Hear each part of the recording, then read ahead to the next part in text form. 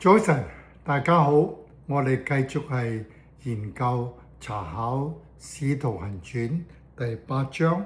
我哋上一次講到腓利呢個執事，佢係聖靈帶領，佢就因為司提反嘅殉道，就去咗撒瑪利亞嗰度傳道。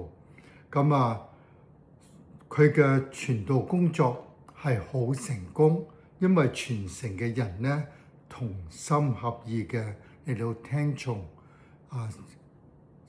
腓利講解耶穌十架嘅福音、贖罪嘅福音，亦都係因為佢哋嘅被聖靈感動嘅心呢，佢哋個個都願意相信嚟到洗禮，亦都提及呢個講即係做邪術嘅西門，佢亦都係相信耶穌呢個赦罪嘅福音，亦都係因信而接受洗禮。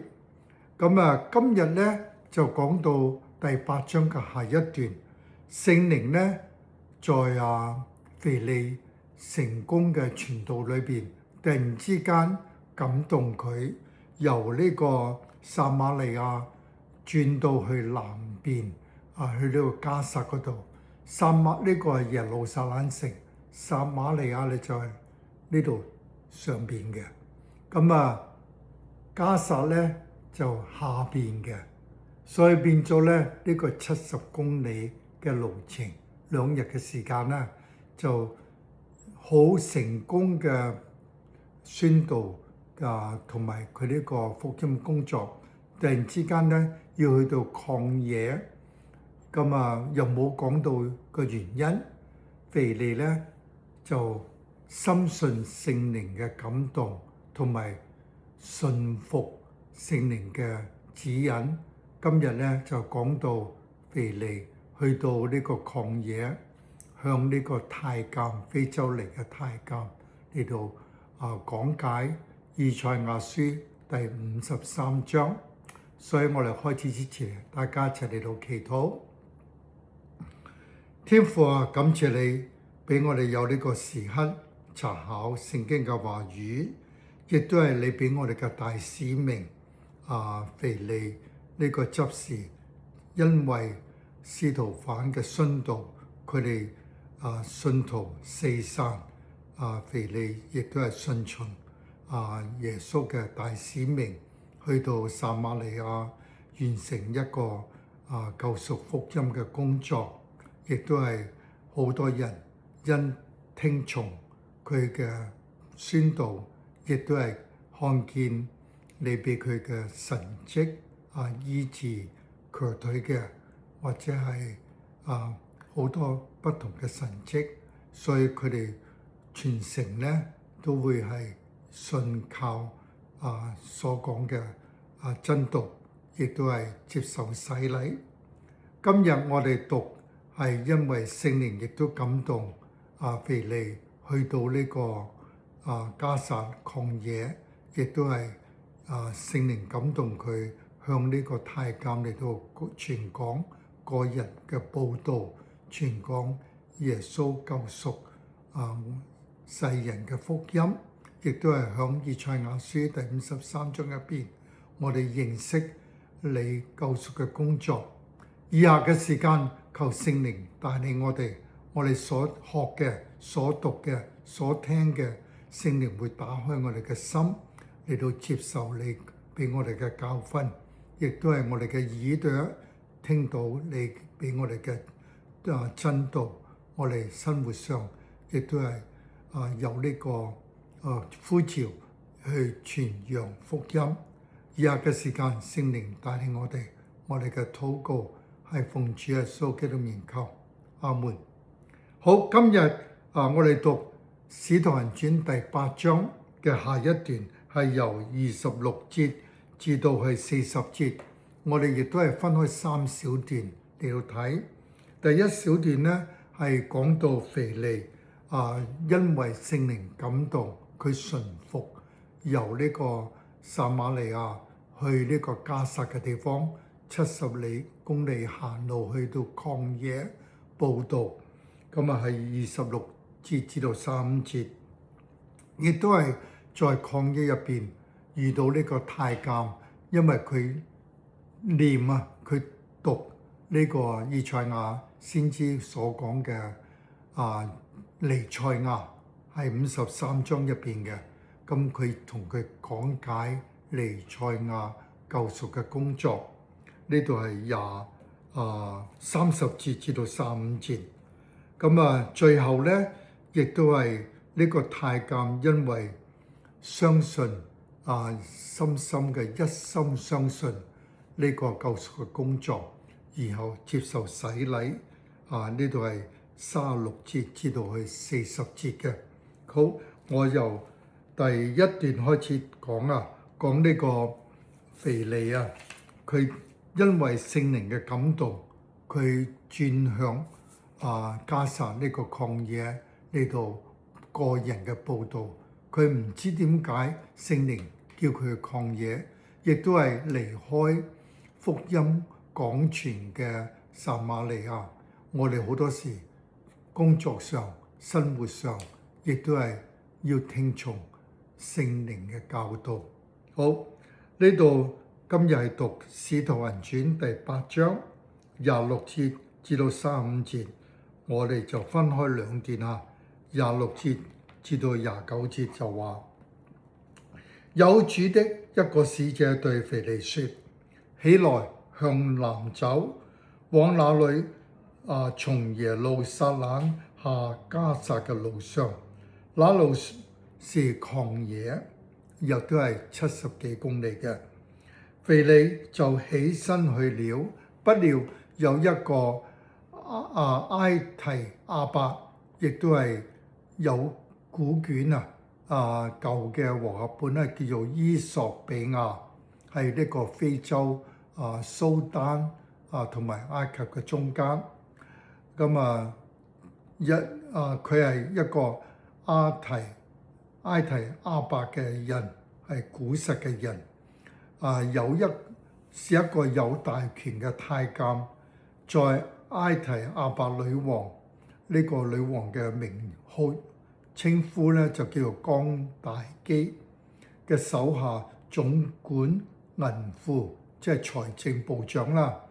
他上耶路撒冷禮拜去了，現在回來，在車上坐着念先知以賽亞書。聖靈對腓利說：你去貼近那車走。首先咧，腓利佢響呢個撒瑪利亞傳講佈道係好成功嘅。但係聖靈感動佢，由一個好成功佈道嘅地方去一個曠野，冇同佢講去曠野做乜嘢。咁我哋睇得到腓利呢個執事咧，佢係對聖靈有順服嘅心。咁呢度點解我咁講咧？有兩個就字，27節腓利就起身了。我哋聽從聖靈嘅感動，亦都係神嘅教訓咧。我哋有個心即刻去做起身去了，就起身去了。咁咧就另外30節咧又講到就跑去，立即就跑去我哋呢個人物咧就係冇講佢嘅名，但係佢係一個太監。申命記入邊咧講到身體殘缺，因為太監係俾人閹咗嘅，所以佢去到呢個耶路撒冷敬拜咧，佢唔可以入呢個聖城嘅入邊，佢淨係可以響出邊聖城出邊嚟到敬拜。但係佢係信服呢個耶和華嘅信徒。咁佢可能因為以前以色列人去向埃及做奴隸，所以佢可能係嗰陣時嘅以色列人嘅後裔，或者係因為以色列人喺埃及400幾年嘅奴隸生活咧，佢亦都聽到呢個耶和華，亦信靠耶和華，所以佢變咗係可能係信徒信靠耶和華嘅信徒。不論點講咧，佢係一個虔誠嘅太監咁啦，佢係響佢嘅女王嘅干大基手下，係總管銀庫即係佢係有地位有勢力嘅。咁所以佢去耶路撒冷敬拜，好多時信服耶和華嘅猶太教啲人咧，佢每年一定去聖城嚟到敬拜。在佢敬拜翻嚟嘅時候咧，佢要經過呢個迦薩嘅曠野，咁坐住架車嗰度咧就念先知以賽亞書第53章。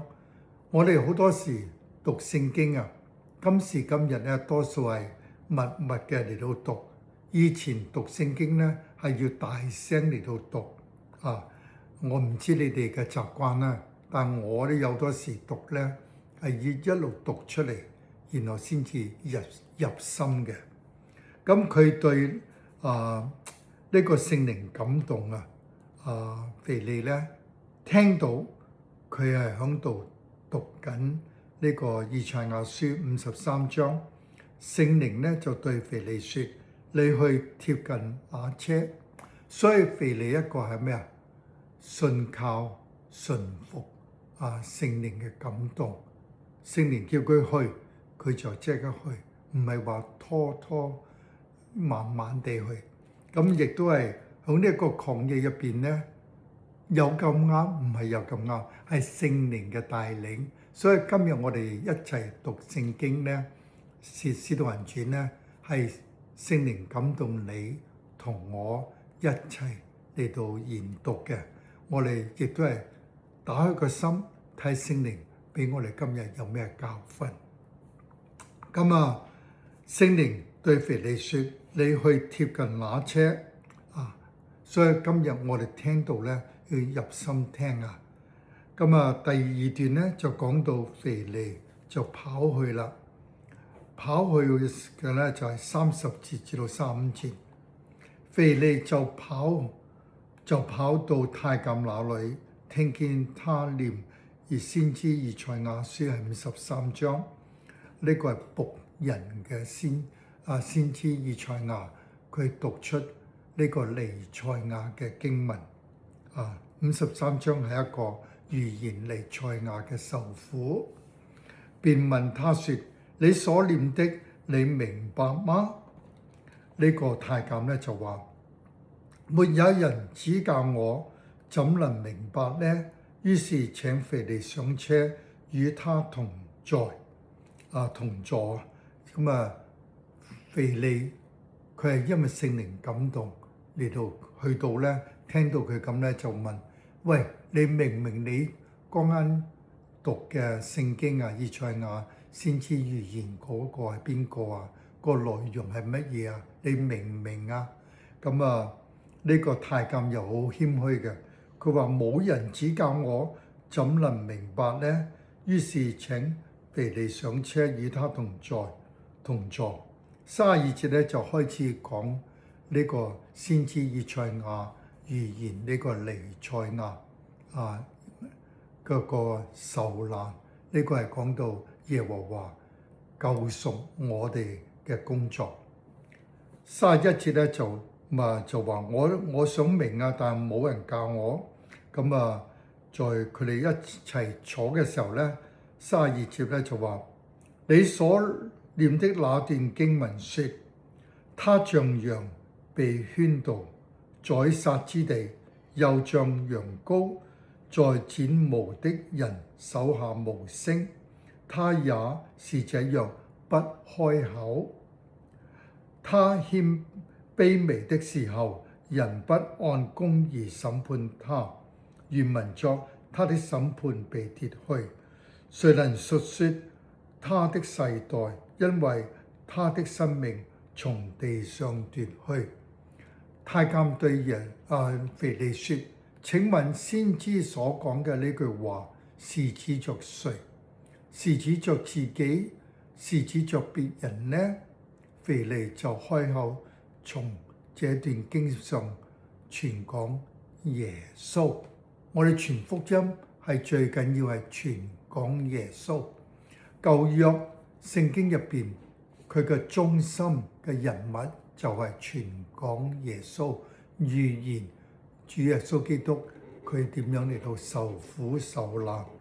咁啊呢度因為耶和華嘅救贖工作咧，第一佢係要咩啊？好似羊代罪羔羊，圈到宰殺之地，又像羊羔在剪毛嘅人手下無聲。他也是這樣不開口。不開口呢句話大家應該好熟嘅。點解咧？在呢個新約馬太福音26章63節，亦都講到話耶穌在受審判嘅時候，被誣告嘅時候，佢一言不答。馬可福音14章61節，亦都係話一言不答。路加福音23章第9節，約翰福音19章第9節，亦都話在耶穌被陷害、誣告或者審問嘅時候，耶穌一言不答。呢度係符合以賽亞先知佢嘅預言，他也是這樣不開口。主耶穌基督他卑微嘅時候，人不按公義審判他。呢個在審判嘅時候，佢哋個個都知佢係無辜嘅，亦都係用錢買呢個假見證嘅人嚟到陷害耶穌基督，所以耶穌基督嘅生命從地上奪去。太監問腓利，呢個人係指呢個先知以賽亞講呢段嘅經文係指着誰呢？咁腓利就開口話呢個係傳講耶穌基督，佢係彌賽亞，佢係主耶穌基督，係救世主。在佢被審問嘅時候，在佢迫害嘅時候，在十架苦難上犧牲，亦都係死而埋葬，在呢個從死裏第3日復活，呢個復活嘅大能，一一同呢個太監講得清清楚楚。咁我哋又睇睇呢段經文咧，係講到主耶穌基督願意完成呢個救贖嘅福音呢個救贖福音，佢呢個猶呢個太監聽得真係入咗心嘅。點解咁講咧？就最後一段36節至40節咧，就話兩人正往前走，到了有水的地方，太監說：看啊，這裏有水，我受洗有什麼妨礙呢？古卷呢有37節，讀完36節咧，原來我哋聖經入邊咧有個細小嘅括號就係37節。37節咧就話有古卷在此，就腓利說：你若是一心相信就可以。他回答說：我信。咁呢個太監信乜嘢咧？佢自己可以講得出，我信耶穌基督是神嘅兒子。於是吩咐車站住，腓利和太監兩人同下水裏去。腓利就給呢個太監施洗，從水裏上來，主的靈把腓利提了去。太監不再見他，就歡歡喜喜的走路，意思就係翻去呢個佢哋嘅國家，係響呢個埃及下邊嘅。他走，亦都後來最後40節，後來有人在亞索多所都遇見腓利，他走遍那地方，腓利走遍那地方，在各城宣傳福音，直到凱撒利亞。好，我哋分開兩段細細地嚟到睇啊。咁呢度咧，因為太監聽到呢個耶穌基督受難，以賽亞書先知預言嘅受難，同埋付上呢個贖罪祭，亦都係從死裏復活，第3日復活又升天。今日亦都係講到主耶穌基督係咩啊？神嘅兒子。呢度咧，太監咧見到有水啊，就亦都認識到受洗呢個重要性。咁我哋要細心啲睇洗禮咧。呢個腓利咧，第8章前段咧，亦都同撒瑪利亞嗰啲居民或者好多因信從基督呢個救贖福音咧，佢哋因信受洗禮。咁我哋信乜嘢咧？亦都係前一段西門呢個玩邪術嘅西門，佢亦都係信咗之後咧，亦都係受洗禮。但係西門責備佢話：你個心仍然係咩？不淨。你個心不淨，你應當懺悔這個罪惡。所以在我哋受禮之前，受洗禮之前，一定係要咩？你個要悔改。你個心冇悔改，仍然係從罪惡裏邊活着嘅話咧，你個心不淨。所以我哋第一嘅要求咧，我哋要心入邊要悔改。要悔改嘅原因咧，以前係在罪裏邊，我哋在洗禮入邊咧係咩？跟隨主耶穌基督活着。咁呢度咧就講到呢個太監話：我係一心相信。咁信乜嘢咧？信耶穌基督係神嘅兒子。佢講得出嘅原因咧，佢對聖經嘅預言係順服認識耶穌基督。今日我同你既然係稱為呢個耶穌嘅信徒咧，我哋要查考下，第一，我哋有冇悔改嘅心？既然有悔改嘅心，我哋唔可以再活在罪裏邊。咁點解咁講咧？羅馬人書第6章好講清楚嘅。我哋洗禮嘅情形咧，同埋個動機咧，同西門玩邪術嘅西門唔同。玩邪術嘅西門，佢係聽到呢個福音，係呢個主耶穌基督救贖嘅福音，佢亦都係因信嚟到洗禮，但係佢冇一個悔改嘅心，所以我哋一定要悔改。羅馬人書第6章，我1至4節同你講呢度係信徒向罪死而向神活着。我哋個罪身冇死嘅話咧，你死唔透嘅話咧，你唔會話有個新嘅身活嘅。呢個羅馬人書第6章第1節咧就話：這樣怎麼說呢？我們可以仍在罪中，叫恩典顯得多嗎？斷乎不可。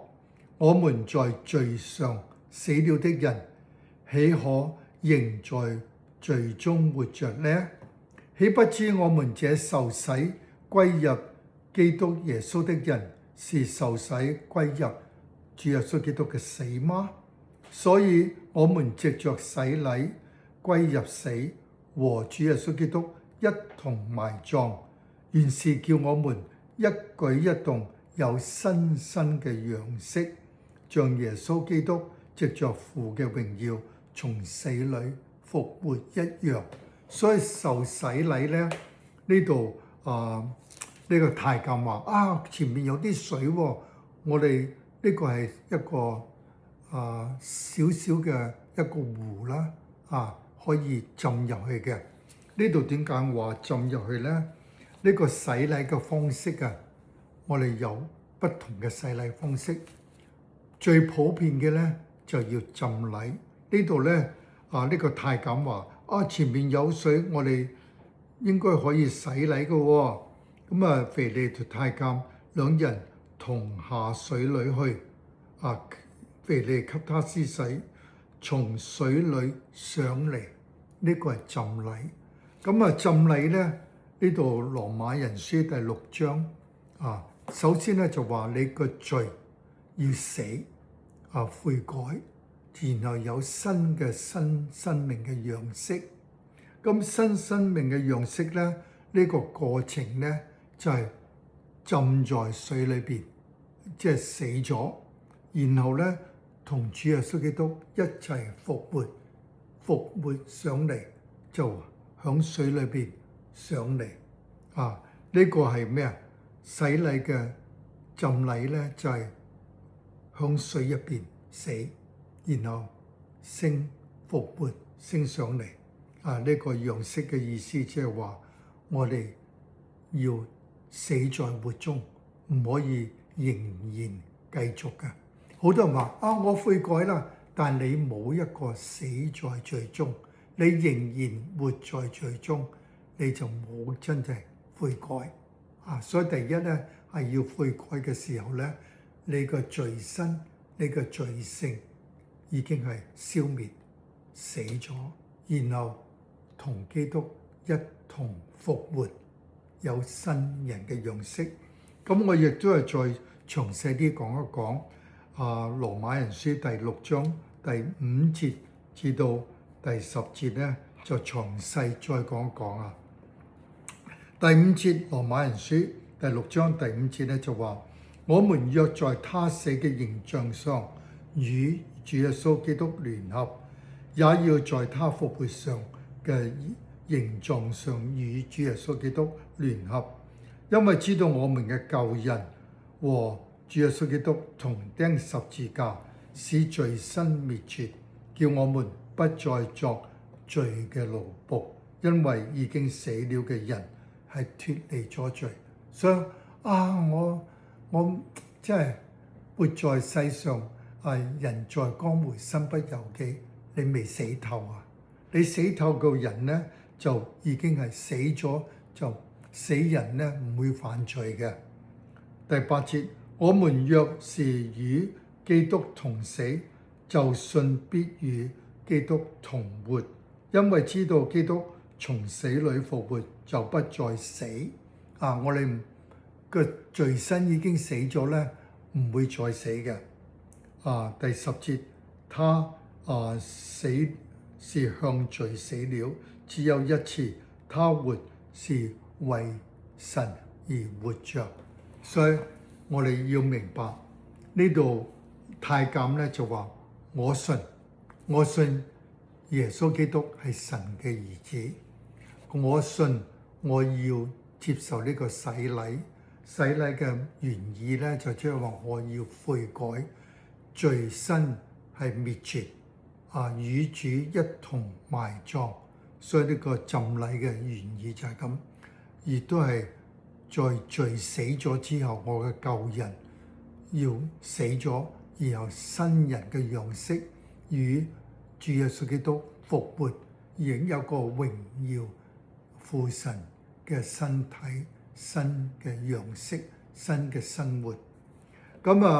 在信嘅時候咧，我哋今日讀聖經，我哋係信耶穌基督係為你為我付上呢個贖罪祭，我哋嘅罪藉着主耶穌身體擘開，寶血流出，洗淨嘅。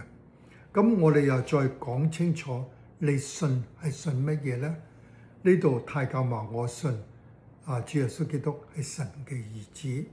我哋亦都可以加幾句嘅喎，我信主耶穌基督係復活，從死裏復活，勝過死亡。我亦都係信主耶穌基督今日升咗天之後，在父神嘅右邊為你為我嚟到代求。我哋亦都係相信主耶穌基督再嚟審判活人死人。我哋信呢，要信得認真啲啊！咁啊，呢個太監佢可以一心相信，信耶穌係咩啊？神嘅兒子。咁啊，我就諗啊，呢個太監真係好嘢，佢答得到，一心係相信耶穌係神嘅兒子。咁佢係咪對聖經舊約入邊好熟悉呢？就一定係。如果唔係呢，佢講唔出基督係神嘅兒子。今時今日有好多人呢係信耶穌基督係咩啊？佢係一個先知，佢係神嘅兒子，但係佢唔係神。佢哋好多即係不同嘅原因，佢唔可以深信三位一體嘅真神，亦都冇話真心悔改而信靠耶穌基督為佢在天上代求，亦都冇話相信主耶穌基督再嚟審判我哋所以我哋信呢，要信得徹底。咁啊，今日我哋讀嘅聖經呢，有陣時話原來咁多嘢學㗎。係啊，呢度第一，你對耶穌嘅生平，對耶穌救贖福音嘅工作，你有冇真正認識？若果你冇真正認識呢，你要多啲時間嚟到去讀聖經，亦都係多啲聽道咁我哋對呢個信心確定嘅時候呢，我哋會去主動嚟到去接受洗禮。好似呢個太監，佢話前面有水喎，我哋可唔可以受洗禮呢？係嘛？所以我哋好多時呢個生活轉變啊，第一係聖靈感動我哋，但係我哋亦都要自己去多啲認識耶穌基督。所以好多時要花時間嚟到多啲讀聖經，多啲禱告多啲依靠神。在生活上唔係自己做主宰，而係耶穌基督聖靈感動我哋，主管我哋。所以話我哋被聖靈充滿嘅人呢，就話我哋嘅生命邊個做你老大邊個管理你嘅生命？係聖靈主宰我哋嘅生命。耶穌基督係我哋嘅主宰咁亦都係話你唔明即係我好忙㗎，我好多時冇時間讀聖經㗎，亦都星期日要去教會咁咧，我明㗎，因為我都有呢個掙扎。咁原來咧聖經嘅教導嘅入邊咧，我哋係要咩？犧牲自己嘅時間。係啊，大家都忙㗎。咁有一次咧，我喺 YouTube 嗰度聽到一個教授佢係聖經嘅神學院教授，佢亦都好出名嘅，佢係 John Piper。John Piper 有一次即係人哋 interview 佢講，你係咪時常好多花好多時間嚟到讀聖經㗎？佢話大家老實啲，我都好忙㗎，所以我讀聖經係一個掙扎，我要掙扎，然後自己揮即係我要好似挑戰打仗咁，要花時間因為我肉身咧要想瞓個晏覺啦，或者係出去行街啦，或者去睇戲啦、睇電視啦，或者做好多即係娛樂性嘅嘢啦。佢話唔係我嘅心係野㗎，但係我心要掙扎去呢度花時間讀聖經，唔係話我好多時太多時間，唔係，而係我專登抽足時間嚟到去讀聖經，因為我需要神嘅話語充滿我嘅心。咁John Piper 咁樣講咧，原來有其他嘅好出名嘅牧師咧，佢哋亦都有咁講。John MacArthur 咧就話我贊成，因為我自己讀聖經嘅時間咧，亦都係一個掙扎嘅時間，唔係話自願花時間去讀，而係專登掙扎抽出時間嚟到去讀。今日 R.C. Sproul 啊，其他啲出名嗰啲牧師咧，個個都話我哋有同一樣嘢嘅掙扎，所以我哋要互相勉勵。互相勉勵咧就話你對福音認識幾多？福音咧好多人話啊，我因信得救，然後咩得到永生。福音嘅原意咧就係話你認唔認識救主耶穌基督為你為我犧牲在十字架上，身體擘開，寶血流出，洗我哋嘅罪啊！既然佢付上呢個贖罪祭咧，我哋就真心一心一意嚟到相信倚靠啊！我哋要花時間去讀聖經。咁啊，在呢個結論嘅時候咧，呢個太監唔知點解唔見阿腓利咧？原來聖靈將呢個腓利提去咗邊度咧？有人話佢響亞索都遇見腓利，腓利咧亦都係響呢個地方各城宣揚呢個福音，直到凱撒利亞。咁如果我哋繼續讀聖經嘅時候咧，我哋認識到使徒行傳第21章8至9節嗰度咧，係講到保羅在傳道途中咧，佢想探望腓利佢呢個屋企本來腓利咧同保羅咧係唔啱牙嘅，即係大家好多時你對聖經嘅認識同我對聖經認識可能有差別嘅，在差別入邊咧，本來係有啲唔啱牙，即係但係我哋唔係仇人我哋只不過係意見唔同認識不同，但係我哋始終係認識主耶穌基督係我哋嘅救主，係我哋嘅彌賽亞亦都係佢嘅寶血洗淨我哋嘅罪，所以呢啲係最基本嘅教義咧，我哋係認識嘅。所以到呢個使徒行傳第21章入邊咧，保羅同腓利咧就了解咗，保羅咧想去探望呢個腓利，想向佢屋企嚟到暫住幾日，因為嗰陣時冇酒店嘅，佢亦都冇錢去酒店嗰度。咁所以在呢個使徒行傳21章嗰度咧，亦都係講出腓利冇遺失咗，而係響呢個新嘅地方咧，係呢個凱撒利亞同埋亞索都嘅地方嚟到傳講福音。呢度係講到我哋有呢個大使命主耶穌基督馬太福音第28章18至20節咧，即係亦都係同我哋講，我哋要咩？我哋要去傳揚福音。